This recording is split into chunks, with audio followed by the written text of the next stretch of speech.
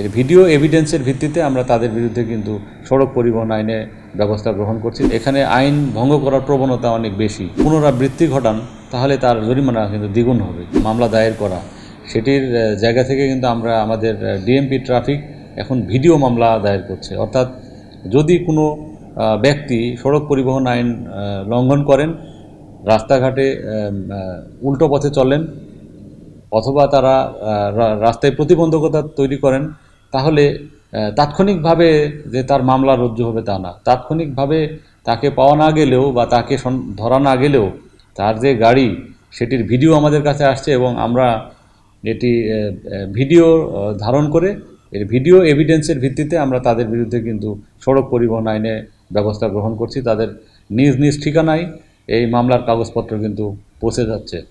আমাদের সার্জেন্ট যারা তারা কিন্তু মামলা রুজুর ক্ষেত্রে পজ মেশিন ব্যবহার করেন এবং এর কারণে তাৎক্ষণিকভাবে একটি পরিবহনের ডিটেলস কিন্তু মানে অনলাইনে জানতে পারা যায় যে আসলে গাড়ির মালিককে, কোন ধরনের গাড়ি এটির পূর্বে কোনো মামলা আছে কি না ইত্যাদি ইত্যাদি আমরা তথ্য জানতে পারি তাৎক্ষণিকভাবে। এবং সড়ক পরিবহন আইন লঙ্ঘন করেন প্রথমবার যেই দণ্ড তাকে অর্থদণ্ড আরোপ করা হবে।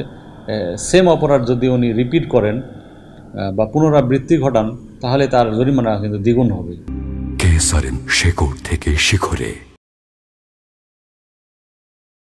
সবসময় আমরা যারা সম্মানিত নাগরিক তাদের সাথে সদাচরণের জন্য আমরা সবসময় নির্দেশ দিই।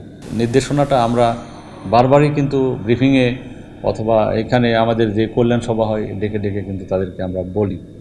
এরপরেও ট্রাফিক পুলিশ আপনি জানেন যে আন্ডার প্রেশার কাজ করে।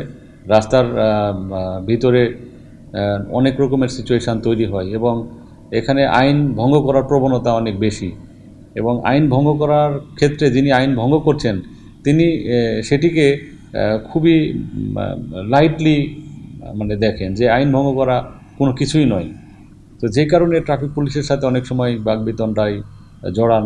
তো আমি অনুরোধ জানাবো সম্মানিত মহানগরবাসী যারা আছেন যে তারা সকলে যেন ট্রাফিক পুলিশের এই কঠিন দায়িত্ব পালনের সময় তাদের সাথে যেন একটু ভালো আচরণ করে তাদের কাজে সহযোগিতা করেন।